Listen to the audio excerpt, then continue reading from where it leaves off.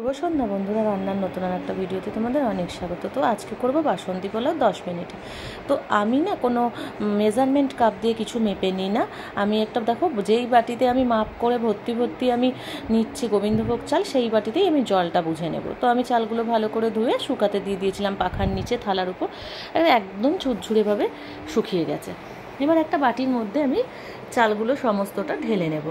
এবার এক এক করে সব কিছু মানে এর মধ্যে দিয়ে দেবো। এখানে নিয়েছি আদা বাটা 2 চামচ, একটা ছোট্ট লেবুর রস দেব, আর তোমার কী বলে এর মধ্যে দেবো একটুখানি নুনটা আমি এখানে যা পরিমাণে দিয়েছিলাম আমার আর লাগেনি। এছাড়া দিয়েছিলাম 2 চামচ ঘিটা ফ্রিজে রাখি বলে জমে যায়, আর দিয়েছি হলুদ দিয়ে খুব ভালো করে এটাকে মেখে আমি মানে রেখে দেবো ঢাকা চাপা দিয়ে প্রায় আধ ঘন্টা মতন।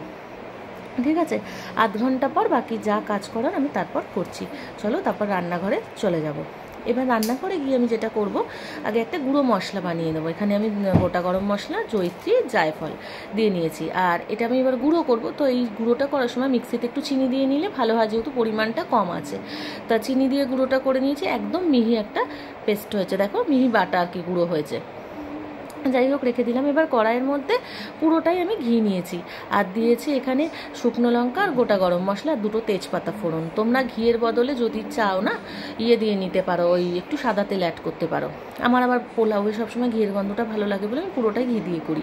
আর এর মধ্যে দিয়ে দিয়েছি কাজু আর কিশমিশ দিয়ে ভালো করে ভাজা হয়ে গেলে চালটার মধ্যে দিয়ে খানিকক্ষণ মিনিট 3-4 মতন আমি আর কি একটু কষিয়ে নিয়েছিলাম এর মধ্যে, তাতেই যথেষ্ট হয়ে গেছে কষানো। মানে ওই আদার কাঁচা গন্ধটাও চলে যায় আর সুন্দর মানে একটা গন্ধ বেরোয়। যাই হোক হয়ে গেছে। এরপর আমি এই বাটিতে দেখো গরম জল, যেই বাটির আমি চাল নিয়েছি সেই বাটির 2 বাটি জল নিয়েছি, মানে যে চাল নেবে তার ডবল জল নিতে হবে। দিয়ে সেই জলটা পুরো ফুটন্ত জলটার মধ্যে দিয়ে ভালো করে আমি নাড়াচাড়া করে নেব। যতক্ষণ না ফুটটা আসবে, মানে টকবক করে ফুটে উঠবে, ততক্ষণ হাই ফ্লেমে থাকবে।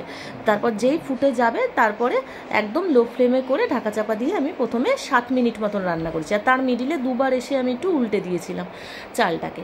যাই হোক এবারে দেখো 7 মিনিট পর যখন ঢাকনা খুললাম, আবারও খুব ভালো করে এপর ওপর করে উল্টে দিলাম। দিয়ে তারপরে পরিমাণ মতন চিনি আর কাঁচা লঙ্কা যেমন তোমরা খাবে সেই অনুযায়ী চিড়ে উপর দিয়ে দেবে। তো দিয়ে দিয়েছি। দিয়ে এইবার আমি কি করব, ঢাকা চাপা দিয়ে আর মিনিট 2 রান্না করেছি বন্ধুরা, একদম 2 মিনিট। দিয়ে ভালো করে আবারও উল্টে পাল্টে নাড়াচাড়া করলাম, আর যেই গুঁড়ো মশলাটা করে রেখেছিলাম সেটা আমি উপর দিয়ে ছড়িয়ে দিয়েছি, আর উপর দিয়ে আর একটু ঘি উপর দিয়ে ছড়িয়ে দেবো। দিয়ে আমি ঢাকা দিয়ে গ্যাসটা বন্ধ করে দেবো। তারপরে 5 মিনিট পর যখন একটু হালকা ঠান্ডা হয়ে যাবে, 5-7 মিনিট পর, তখন এসে আবারও ওলট পালট করে আমি এটাকে নেড়ে দেবো। আর এখন যেটা লাগছে না, এটা একদম ঠান্ডা হলে ঝুরঝুরে হয়ে যাবে। দেখো কেমন সুন্দর পোলাও হয়েছে। তো কেমন লাগলো ভিডিওটা কমেন্ট করে অবশ্যই জানিও।